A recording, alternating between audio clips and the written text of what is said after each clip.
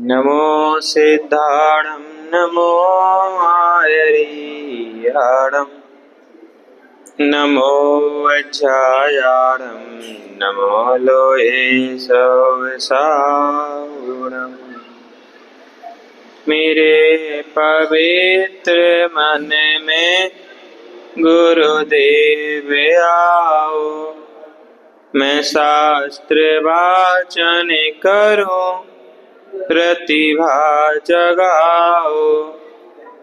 अरिहंत भाषित सभी श्रुत देवताओ, क्या बोले ना वो मुझे तुम ही बताओ।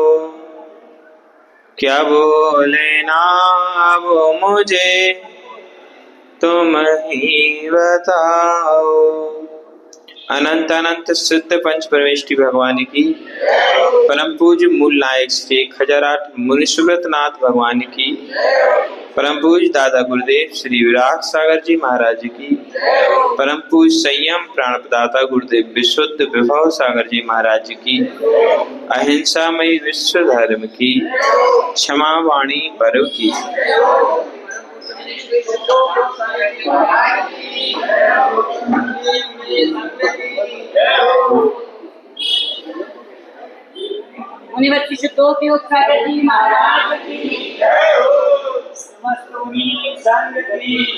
भारतीय संस्कृति में, या यूं कहो दिगंबर श्रमण संस्कृति में, क्षमा का एक विशिष्ट ही महत्व है। जब तक भीतर में क्षमा नहीं आती, तब तक बाहर में कलुषता का अंत नहीं होता। आचार्यों ने कहा, क्षमा वीरस्य भूषण।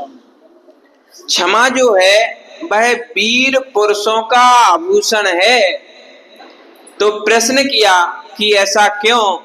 तो आचार्य अपनी करुणा दृष्टि से समाधान करते हुए कहते हैं कि जिसके पास कुछ सामर्थ्य होगी वही क्रोध कर पाएगा। जिसके पास सामर्थ्य नहीं होगी वो क्रोध भी। कहने का तात्पर्य यह है कि भीतर में सामर्थ्य होने के बाद भी बाहर में क्रोध नहीं करना, ये क्षमा वाणी है। एक और प्रश्न है, क्षमा वाणी ही क्यों कही?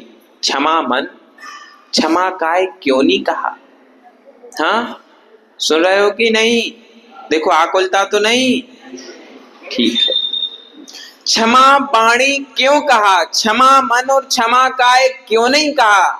इसके लिए पूज्य गुरुदेव सदैव कहते थे, जब तक भीतर में मन खट्टा नहीं होता तब तक खट्टे वचन बोलो। तो जब मन में खटास होती है तब खट्टे वचन निकलते हैं, और जब मन और वचन दोनों में खटास होती है तब काया से खट्टी क्रियाएं, असमीचीन क्रियाएं बोलो तो होती कि नहीं? बेटे को मारते क्यों हो? बोलो तो। हाँ, सीधा मारते हो कि पहले समझाते हो? बोलो तो। बच्चे नहीं है क्या? बांझ हो क्या? तो बोलो। पहले समझाते हैं, फिर पकड़ के हाथ का डर दिखाते हैं, फिर भी ना समझे तो चिपका। इसका यही अर्थ है कि सबसे पहले मन से क्षमा। हम लोग प्रतिदिन कहते, एन दिया, बेन दिया, तेन दिया, चौन दिया, बचिन दिया, पूर्वी काया, आऊ काया, तेऊ काया, बाऊ काया, बड़पदी काया, तस् जीवा। यदि इनका उत्तापन किया हो, परितापन किया हो, रोल दिया हो, पेल दिया हो, संघात किया हो, और संघात करने वाले की अनुमोदना की हो तो हे प्रभु मेरे दोस्त तस्मिच्छामि, कान पकड़ो, मेरे दोस्त तस्मिच्छामि। अब ये तो हो गई एक इंद्री से 5 इंद्री तक की क्षमा, कोई बात नहीं, वो बेचारे तुम्हारा कुछ बिगाड़ भी नहीं सकते, इसलिए तुम क्षमा कर दो। चिंटा देखा, चीटा क्या बोलते, मराठी में मूंगड़ा बोलते, यहाँ क्या बोलते, बड़ा होता ना चीटा। मकोड़ा, मकोड़ा जो होता है वह भली 3 इंद्रिय जीव है लेकिन उसकी कसाई इतनी प्रबल होती है कि यदि आपको काट लेना तो उसके 2 टुकड़े हो जाएंगे, लेकिन वो मुख को छोड़ता नहीं है। क्या? ये जितनी इंद्रियां कम उतनी कसाय ज्यादा, या यूं कहें ज्ञान का अभाव तो कसाय का प्रभाव। जितने जितने अंशों में ज्ञान की हीनता होगी उतने उतने अंशों में कसाय की प्रबलता होगी। अब सोच लो, समझ लो, जिसको जितनी अधिक गुस्सा आती है वो उतना अधिक मूर्ख है। क्या? बुरा तो नहीं लग रहा? गुस्सा आती कि नहीं? बोलो तो, मूर्ख हो कि नहीं?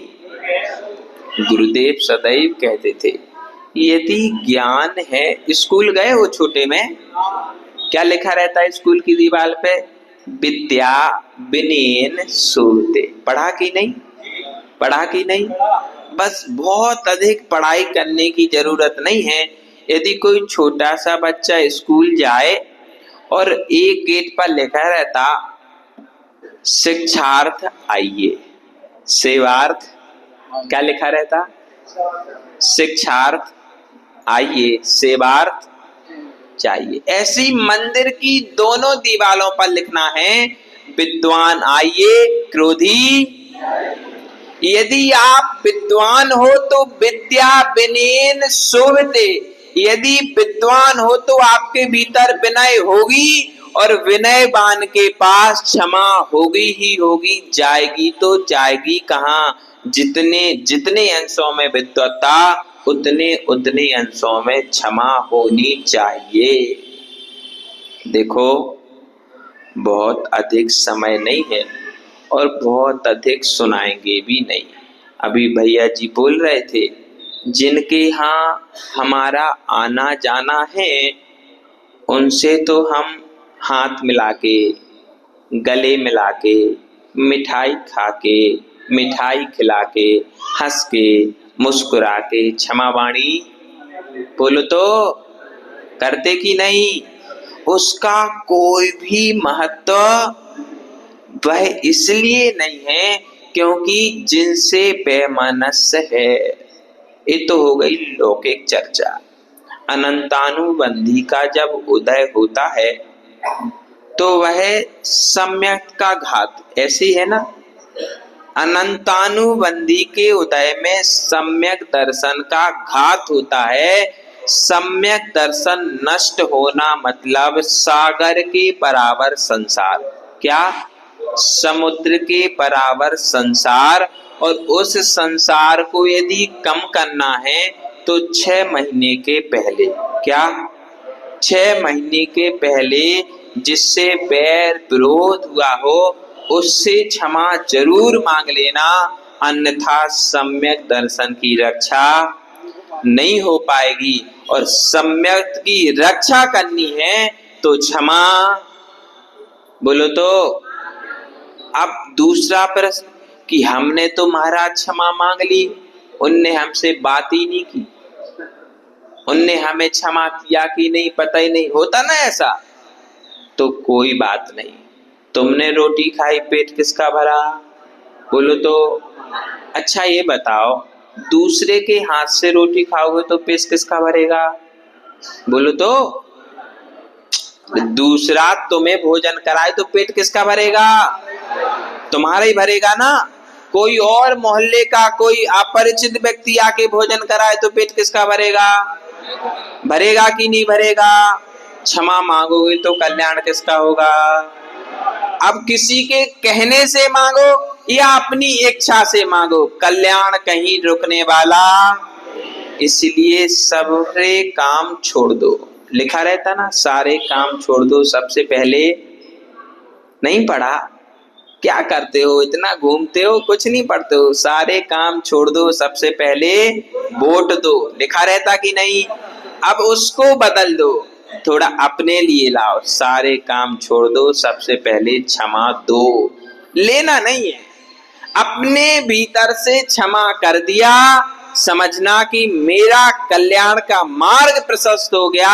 अब सामने वाले की सामने जाने, अपने को ज्यादा मगजमारी। क्या कहने का तात्पर्य यही है, तपस्वियों की पालना होनी है, हमारी भी पालना होनी ही है, भगवान का अभिषेक भी होना है। इन सभी क्रिया विधियों में थोड़ी सी छोटी सी बात कहता हूं, जब हम आपस में बैठते हैं ना, तो एक व्यक्ति का एक घुटना होता ना दूसरे व्यक्ति में लगता है, लगता कि नहीं? तो मन खराब होता कि नहीं? बोलो तो होता ना? उस समय क्या भाव होते कि पीछे खिसक जाए हम कि उसे खिसका दें? हाँ, ऐसे ही करते हैं प्राय करके, ऐसी थोड़ी खिसको ना, ये पैर लग रहा। अब बस यहाँ से शुरुआत करना, यदि उसका हमें लग रहा या हमारा पैर उसे लग रहा तो उसे मत खिसकाओ, स्वयं खिसक जाओ, मार्ग प्रशस्त हो जाएगा। बहुत बहुत बड़े शास्त्रों का अध्ययन करने से जो बात नहीं आती, वो बात सिर्फ गुरु चरणों की सन्निधि से आ जाती है। इसलिए क्षमा को यहीं से प्रारंभ करें। सबसे पहले अपने घर में कदम रखते ही साथ जल, भूमि, पंखा, ये तीन तीन काय के जीव मरते हैं पंखे से। लाइट से भी अग्निकायक और जलकायक की हिंसा होती ही होती है। सबसे पहले इनसे तस्मिच्छामि दुक्कडम की उपयोग करेंगे तो समझदारी से करेंगे। क्या? जब उपयोग नहीं है तब इसको बंद कर देना चाहिए। ये हो गया सामान्य क्षमा। और बड़ी क्षमा वो है कि कोई कुछ भी कह दे, कैसा भी कह दे, हमारा मन खट्टा नहीं होना चाहिए। और यदि यह विजय आपने कर ली तो एक ना एक दिन भगवान, क्योंकि पार्श्वनाथ भगवान की कथा सुनी, 10 भाव तक, कितने? 10 भाव तक कमठ उपसर्ग करता ही रहा। कोई बोले ना, देखो हमने इतना किया, विश्वास कहाँ गया? तू कितना भी उपकार करना, लेकिन जिसका स्वभाव खोटा होगा वो तेरे उपकार को याद नहीं करेगा। कोई बात नहीं, हमने भोजन किया, पेट किसका भरा?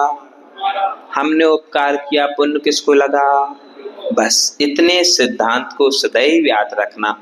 इसी मंगल भावना के साथ गुरुदेव विभव सागर जी महाराज की